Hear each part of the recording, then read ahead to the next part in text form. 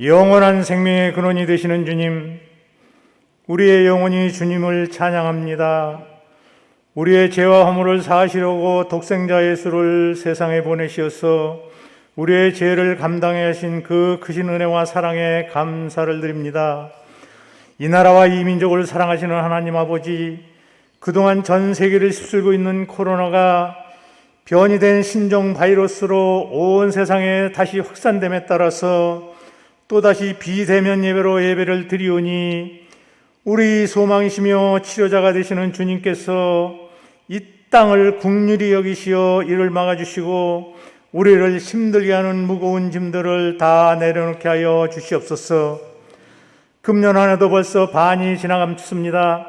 급변하는 정세 속에 이 나라의 위정자들은 서로 화합하고 통합의 정치는커녕 서로 흠집내기와 편가르기의 혈안이 되어 있사오니 다음 지도자는 오직 자유민주국가에서 국민만을 위하는 강력한 지도자가 선출되어서 온 국민이 꿈과 소망을 가지고 살아갈 수 있는 희망된 나라 만들어 주시옵소서. 주님, 이제부터는 본격적인 여름철입니다. 무더움이나 장마 속에서도 우리 성도님 가정에 피해 없게 해 주시옵고 특별히 병마로 고생하는 성도님들 안수하시어서 희망이 넘치는 삶을 살아갈 수 있게 하여 주시옵소서. 주님, 어렵고 힘들지만은 눈물을 흘리며 씨를 뿌리는 자는 기쁨으로 단을 거둔다고 하셨사오니 우리의 삶 가운데서 이 진리를 잊지 말고 살아가게 하여 주시옵소서. 우리가 씨를 뿌리고 물을 주지만은 오직 자라게 하시는 이는 하나님이심을 항상 기억하게 하시고 무슨 일을 하든지 내 마음 내 뜻대로 하지 말게 하시며 오직 주님의 뜻을 깨닫고 그 뜻에 따라 살아가는 저희들이 다 되게 하여 주시옵소서. 그리하여 늘 우리의 믿음 생활 속에서 풍성한 열매 맺게 하시어서 온 성도가 교회를 중심으로 합심단결하여 땅끝까지 복음을 전하는 일에 다 힘쓸 수 있도록 은총 내려 주시옵소서.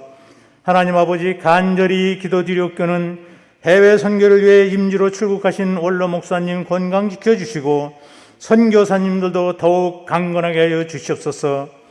정부의 방역 지침에 따라 금년 교회 여름 성경학교 행사 및 설립 50주년 기념 행사가 어렵지만은 은퇴 및 취임하는 직분자들께도 성령이 충만한 은퇴 및 취임식에 될 수 있도록 늘 한마음 한뜻으로 하나님께 영광 돌리는 아름다운 교회 되게 하여 주시옵소서.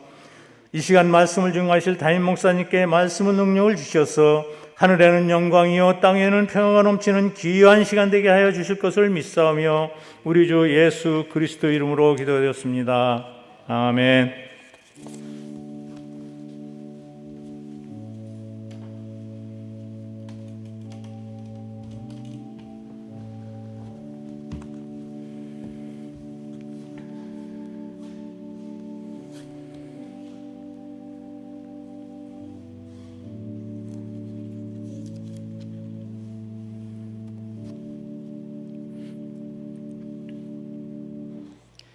함께 은혜 받으실 하나님의 말씀은 히브리서 12장 2절입니다.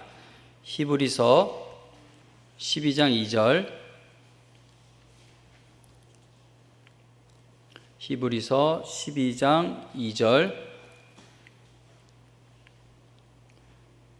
하나님의 말씀 함께 읽겠습니다. 시작. 믿음의 주요 또 온전하게 하시는 이인 예수를 바라보자. 그는 그 앞에 있는 기쁨을 위하여 십자가를 참으사 부끄러움을 개의치 아니하시더니 하나님 보좌 우편에 앉으셨느니라. 아멘. 처음부터 끝까지 예수님을 바라보게 하는 성경이라는 제목으로 하나님의 말씀 증거하겠습니다. 자, 이제 오늘 포함해서 최소 3번의 주일 예배를 비대면으로 드려야 하는 상황이 되었습니다. 오늘 주일 예배를 청장년 연합 예배라고 이름을 붙이고 싶습니다. 각자의 처소에서 예배를 드려야 하는 이 상황이 가족이 함께 예배 드리는 기회가 되기를 바라기 때문입니다. 각 가정마다 온라인 예배가 가족 연합 예배가 되어서 온 가족이 함께 은혜 받는 시간이 될 수 있기를 간절히 바랍니다. 저는 교회학교 교육자를 청빙할 때에 아이들에게 성경을 도덕, 윤리책이 아닌 예수님을 보여주는 말씀으로 선포해 줄 사역자를 만나게 해 주옵소서라고 기도를 하게 됩니다. 성경에서 하나님께 쓰임 받았던 인물들을 보면은 다 착한 사람들이었습니다. 물론 돌이킬 수 없는 큰 죄와 잘못을 저지르는 경우도 있었고 실수와 실패를 반복했던 인물들도 있지만 그래도 하나님께 쓰임 받았던 사람들을 보면은 착하게 살았던 사람들이 많습니다. 누가 엄청나게 괴롭혀도 그거 다 참아내고 인내하고 악을 악으로 갚지 않고 그렇게 하나님께 쓰임 받았던 사람들 중에는 착한 사람이 많습니다. 그러나 성경은 착하게 살면은 하나님께 쓰임 받을 수 있다라는 것을 알려주는 책이 아닙니다. 하나님께서는 하나님의 계획과 뜻을 이루어 가실 때 사람을 사용하십니다. 하나님은 혼자서도 모든 일들을 다 하실 수 있는 분이시지만 인간은 늘 그 하나님의 일에 방해가 되는 존재입니다. 그러나 우리를 사랑하시는 하나님은 우리와 함께 일하시는 것을 너무나 기뻐하시기 때문에 사람을 일꾼으로 세워서 하나님의 뜻을 이루어 가십니다. 그래서 성경은 하나님이 주인공이시고 성경은 하나님의 이야기이면서도 하나님께 쓰임받은 사람들의 이야기로 가득합니다. 윤리성과 도덕성이 탁월한 사람들이 하나님께 복을 받고 쓰임받았다라고 성경은 말씀하고 있지 않습니다. 하나님께서는 성경에 수많은 사람들을 등장시키고 또 등장시키셔서 이 세상에 그 어떤 사람도 하나님의 은혜를 받을 만한 자격이 있는 사람은 없다는 것을 우리에게 알려주십니다. 그리고 사람은 누구나 할 것 없이 모두가 다 연약하다라는 사실을 우리에게 알려주십니다. 성경 말씀에 보면 하나님의 놀라운 은혜를 받은 사람들이 하나님의 은혜와 사랑을 받은 그 이후에도 은혜에 계속 감사하는 것이 아니라 은혜를 받고 나서 그 은혜에 감사하지를 못하고 심지어 하나님께서 주신 은혜를 내 욕심을 채우는 일에 사용을 하는 경우도 있는 것을 보게 됩니다. 자, 그런데도 하나님의 은혜는 계속되어집니다. 성경은 하나님께서 사람을 쓰시기 위해 사랑과 은혜를 부어주시고 약속도 주십니다. 근데 그 놀라운 은혜를 받고도 믿음으로 올바르게 반응을 하지 못하는 경우가 많죠. 그런데도 성경을 보면 하나님의 은혜는 멈추지 않고 계속 진행되어진다는 겁니다. 성경은 우리에게 하나님의 은혜가 꼭 필요하다는 사실을 보여주고 있는데 우리에게 꼭 필요한 그 하나님의 은혜는 바로 예수 그리스도이시다라는 것을 알려주고 있습니다. 성경에서 하나님께 귀하게 쓰임받았던 인물들을 보면은 그들은 모두 오실 예수님을 기다리는 사람들이었고 오신 예수님을 만난 사람들이었고 그리고 다시 오실 예수님을 기다리고 있던 사람들이었습니다.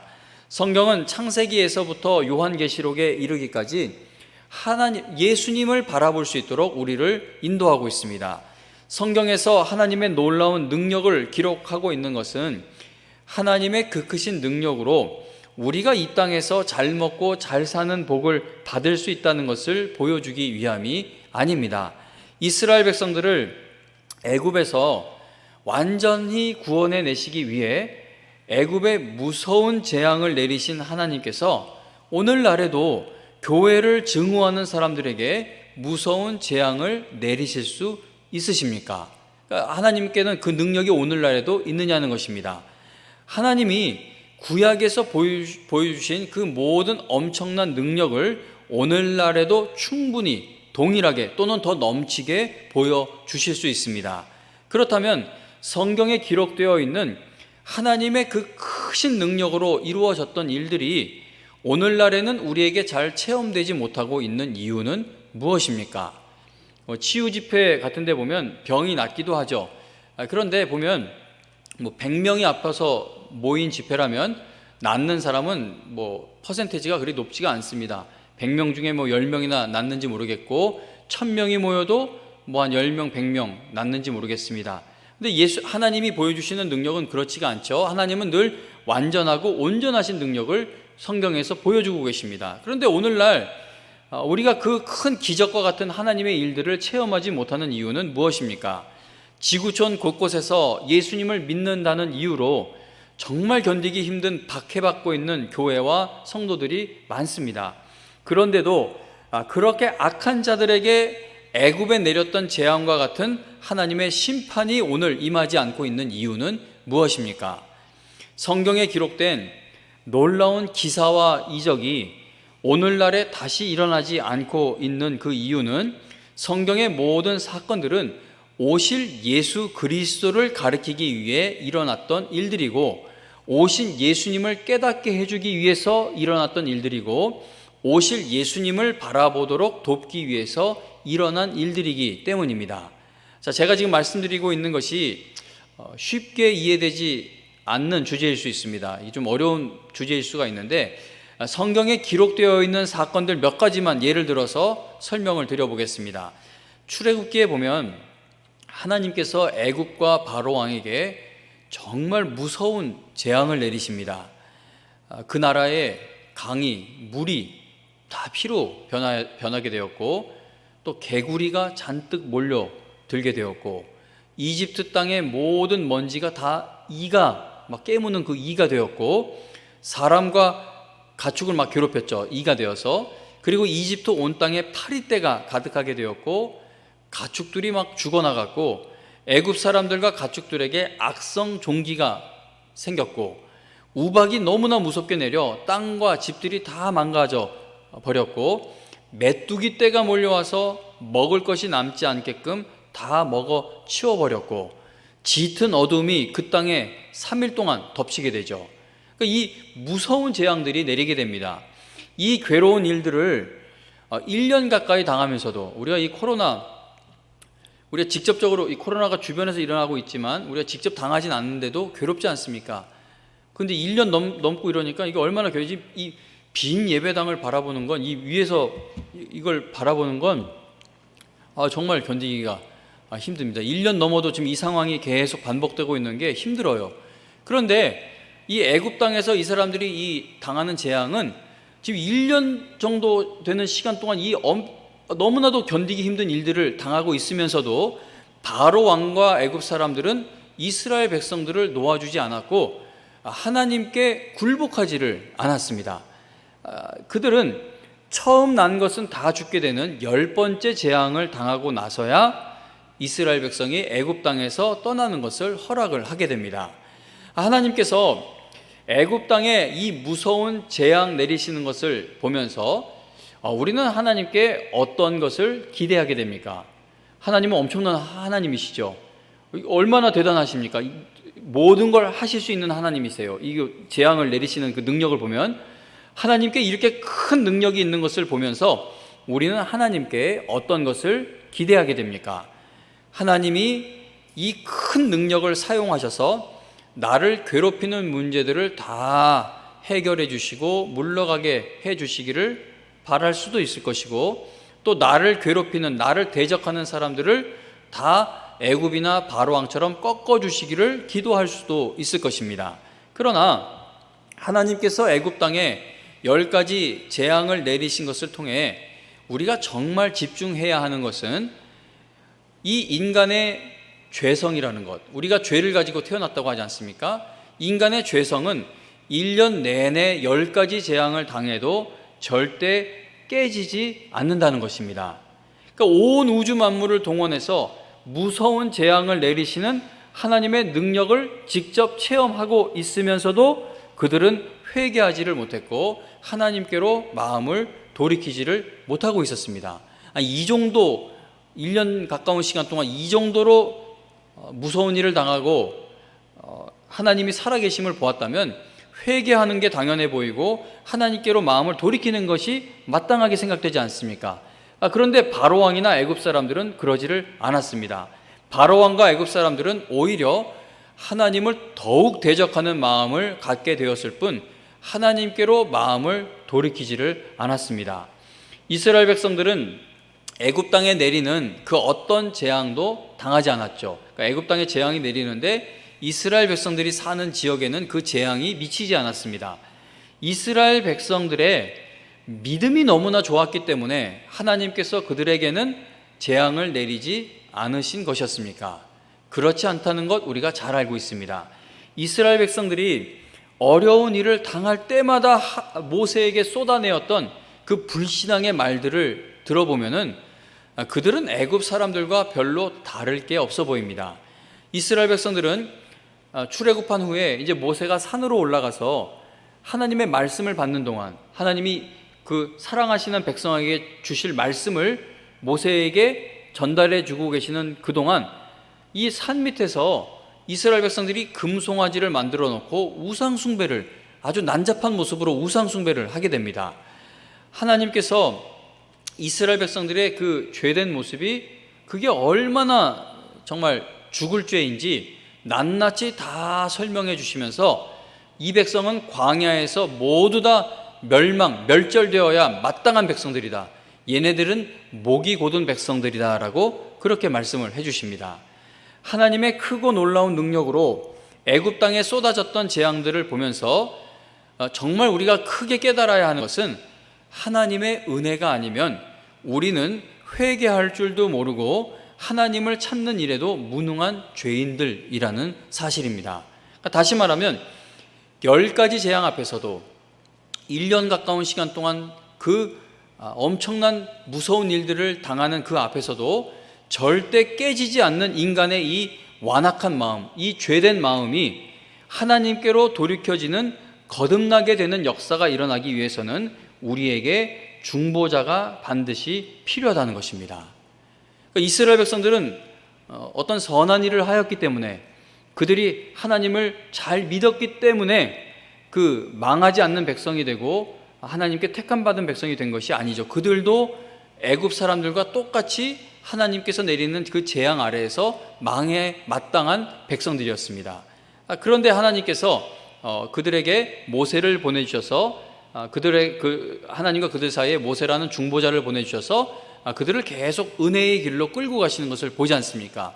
그러므로 이 사건을 보면서 우리는 하나님이 크신 능력이 있으니까 그 능력으로 오늘 내 문제를 해결해 주시고 나를 잘 먹고 잘 살게 해 주시기를 바란다는, 그것도 틀린 건 아니지만, 그러나 이 본문에 우리가 더 은혜 받기 위해서는 인간의 이 죄라는 것은 어떤 것으로도 깨트릴 수가 없구나, 내 스스로도 깨트릴 수가 없구나, 그러니 나의 이 죄된 마음을 새롭게 하여 주셔서 거듭나게 해주실, 정말 하나님이 인정해 주실 중보자가 나에게 필요하구나, 예수 그리스도가 나에게 필요하구나라는 것을 이 출애굽의 사건을 통해 깨달을 수 있다는 겁니다. 이스라엘 백성들이 출애굽할 수 있었던 것은 하나님께서 그들에게 유월절의 은혜, 즉 어린 양의 피를 보고 하나님이 그들을 넘어가 주시는 놀라운 은혜가 있었기 때문이었습니다. 다윗을 생각해 보겠습니다. 다윗이 골리앗을 이긴 것을 보면서 우리도 하나님을 잘 믿어 다윗처럼 믿음의 사람들이 되어 인생에서 만나는 골리앗들을 극복하자고 말할 수 있을 것입니다. 재정적 어려움이 여러분들에게 골리앗입니까? 다윗처럼 믿음으로 그 골리앗을 쓰러뜨리세요. 질병이 여러분들에게 골리앗입니까? 그 골리앗을 다윗처럼 믿음으로 쓰러뜨리세요. 우리가 이렇게 이해하고 또 그렇게 기도할 수도 있을 겁니다. 그러나 다윗이 골리앗을 이긴 이 사건을 통해서도 예수 그리스도를 바라보게 되는 것이 성경에 이 사건이 기록되어 있는 첫 번째 목적이다라고 저는 생각을 합니다. 사울 왕을 포함해서 이스라엘 백성들 중에 어느 누구도 골리앗을 이길 수가 없었습니다. 골리앗이 나하고 싸울 놈 있으면 내보내라고, 내가 지면은 깨끗이 패배 인정하겠다고 막 날마다 도전장을 내미는데, 날마다 이스라엘 백성들에게 큰 소리를 치고 하나님을 모욕하고 있는데 아무도 그 싸움에 나올 수가 없었습니다. 그런데 다윗이 등장해서 하나님을 믿는 그 믿음을 가지고 골리앗을 향해 나아가게 됩니다. 만일 다윗이 골리앗과의 싸움에서 지게 되면 그것은 다윗만 패배하게 되는 것이 아니라 이스라엘 전체가 패하여 블레셋의 노예가 되는 것입니다. 그러나 만일 다윗이 이기게 되면은 이스라엘 전체가 승리하게 되는 것입니다. 그래서 온 이스라엘의 승리와 패배는 다윗의 승리와 패배에 달려 있었던 것이죠. 골리앗과의 싸움은 군사력이나 재력으로 이길 수 있다거나 정치나 권력으로 이길 수 있는 그런 종류의 싸움이 아니라 오직 믿음만으로 이길 수 있는 싸움이었습니다. 그런데 아무도 그 믿음이 없었다는 것이죠.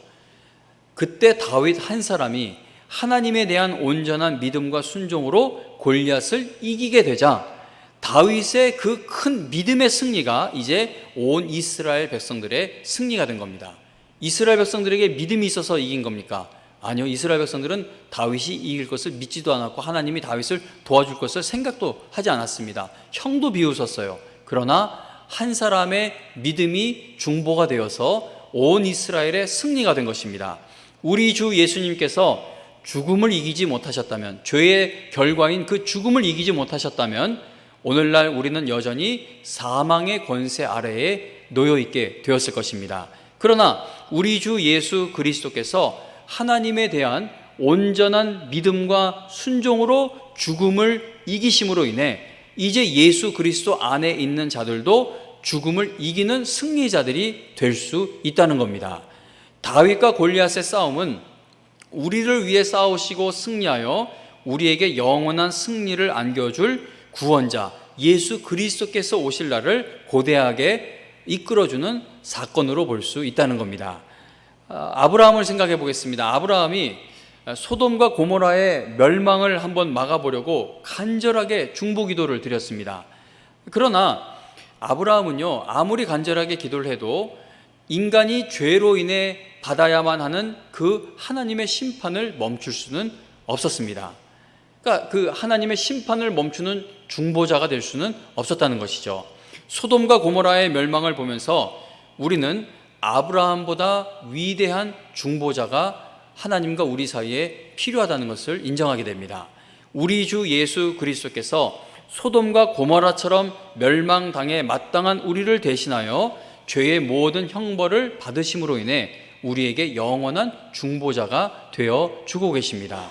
아브라함이 하나님을 가장 사랑한다는 사실이 어떤 행위를 통해 증명되었습니까?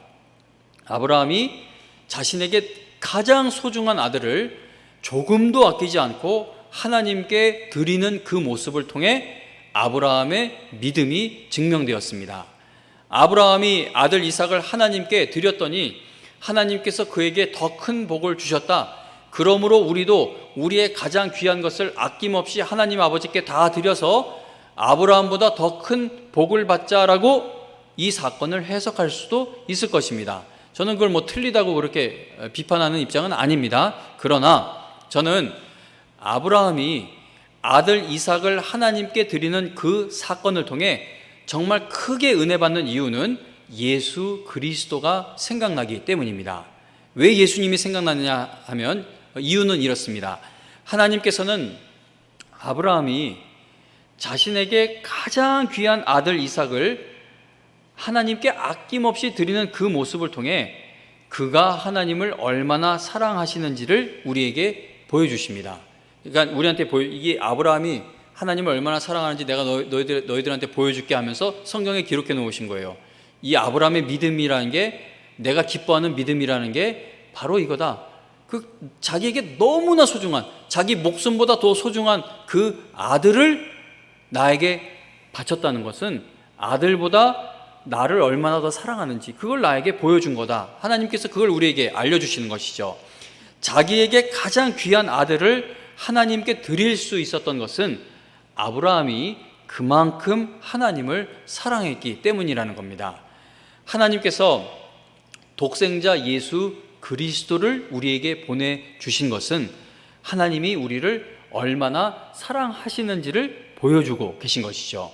아브라함이 그의 아들 이삭을 하나님께 드려서 하나님을 향한 그의 사랑을 증명해 보이게 되었듯이 하나님께서는 독생자 예수 그리스도를 우리의 죄를 사하기 위해 십자가에 달려 죽게 하심으로써, 그 독생자 예수님을 우리에게 주심으로써 하나님이 우리를 얼마나 사랑하시는지를 보여주셨다는 겁니다. 로마서 5장 8절에 보면 우리가 아직 죄인 되었을 때에 그리스도께서 우리를 위하여 죽으심으로 하나님께서 우리에 대한 자기의 사랑을 확증하셨다라고 말씀합니다. 신약으로 넘어와도 예수님을 계속 바라보게 하는 것은 동일합니다. 마가복음 4장에 보면 제자들이 예수님을 모시고 배를 타고 가다가 한밤중에 큰 광풍을 만나게 되어 이제 다 죽을 위기에 처하는 그러한 사건이 기록되어 있습니다. 하루는 예수님께서 날이 저물어 가는 시간에 제자들에게 배를 타고 이동하자고 말씀하십니다. 제자들은 예수님의 말씀에 즉각 순종해서 날이 저물어 가는 시간임에도 배를 타고 이동을 하게 됩니다.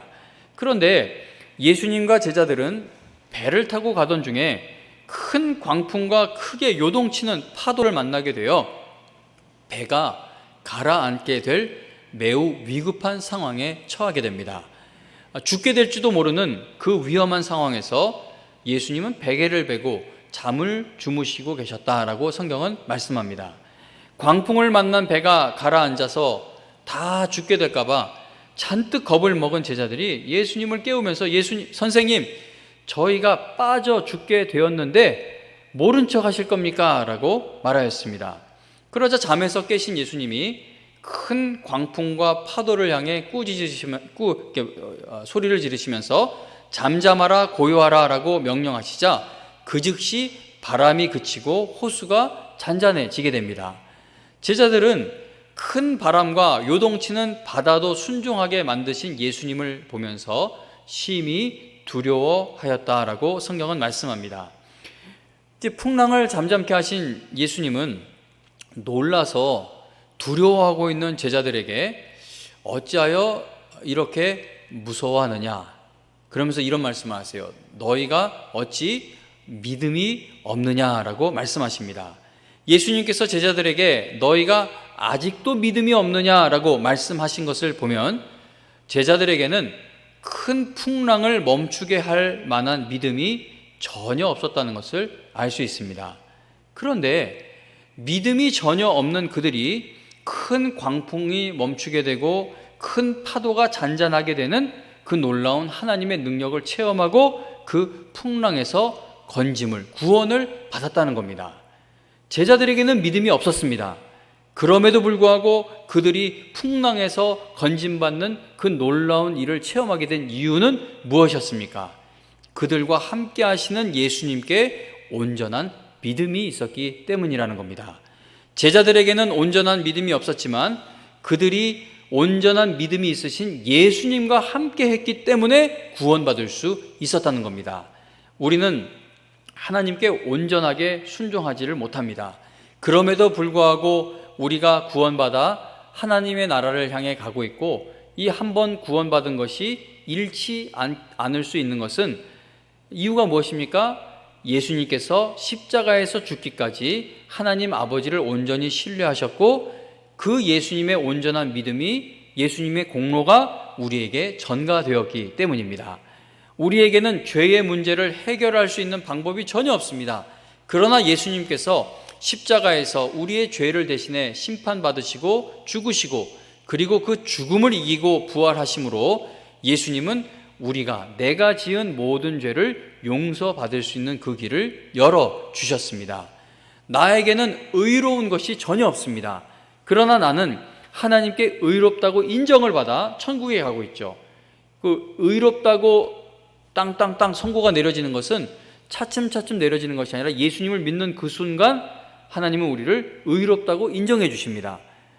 우리는 의로운 것이 전혀 없는데 천국을 향해 가고 있어요. 어떻게 그럴 수 있습니까? 부활하신 예수님이 그분의 의를 나에게 입혀주시고 성령을 보내주셔서 우리가 내가 하나님의 것이라고 인쳐주셨기 때문이라고 성경은 말씀합니다. 이렇게 성경은 우리가 오직 예수 그리스도를 통해서만 하나님 아버지께 나아갈 수 있다는 사실을 보여주고 있는 말씀이고 책인 것입니다. 그래서 성경은 우리에게 믿음의 주요, 너희 믿음의 창시자가 되시는 분이 예수님이라는 거예요. 믿음의 주요, 또 주신 그 믿음을 온전하게 하시는 분인 예수님을 바라보라고 명령하고 있습니다.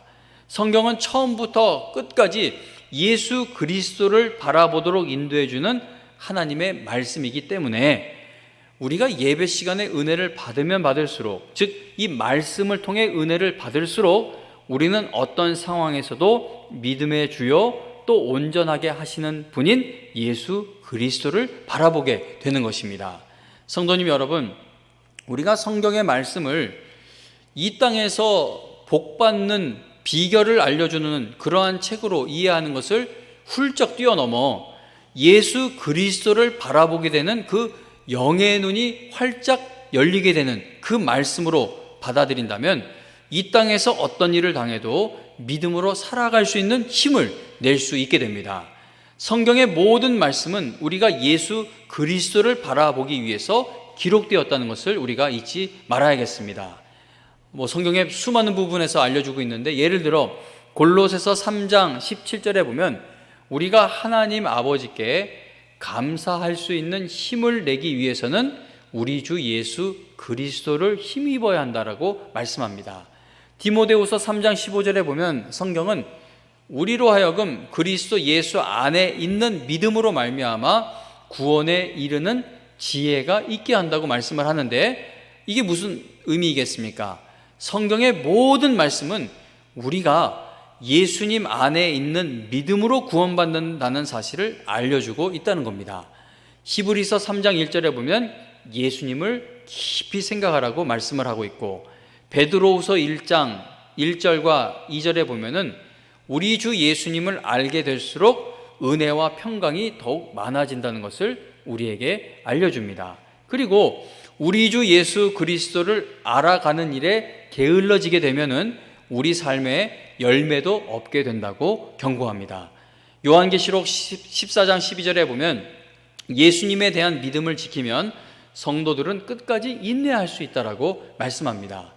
지금 여기까지 읽어드린 말씀들을 쭉 보면은 성경에서 말씀하는 게 뭡니까? 성도는 가난해서 믿음이 무너지는 게 아니에요. 그 고통스러운 질병으로 인해 믿음이 무너지는 게 아닙니다. 그 어떤 사람이 나한테 그렇게 했기 때문에 믿음이 무너지는 게 아니라는 것이죠. 성도가 무너지는 것은 성경의 처음부터 끝까지 우리로 하여금 바라보도록 계속 인도하고 있는 그 예수 그리스도를 바라보는 것을 놓치게 될 때 우리는 인내하지 못하고 넘어지게 된다는 겁니다. 성경의 맨 마지막 장, 맨 마지막 구절인 요한계시록 22장 20절과 21절에 보면 이런 말씀으로 성경의 말씀이 결론 지어집니다. 읽어드립니다. 이것들을 증언하신 이가 이르시되 내가 진실로 속히 오리라 하시거늘 아멘. 주 예수여 오시옵소서. 주 예수의 은혜가 모든 자들에게 있을지어다. 아멘. 성경은 처음부터 끝까지 우리가 오직 예수님께만 소망을 두도록 인도해 주고 있다는 겁니다.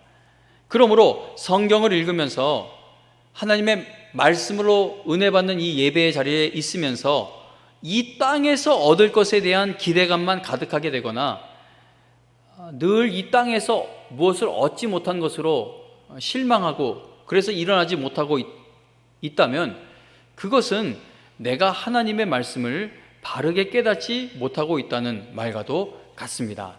하나님은 돈이 없는 자에게 돈을 주시기도 하고 병든 자에게 건강의 회복의 역사를 일으켜 주시기도 하고 모든 것이 가능하신 분이시고 또 그렇게 역사하실 때도 있습니다.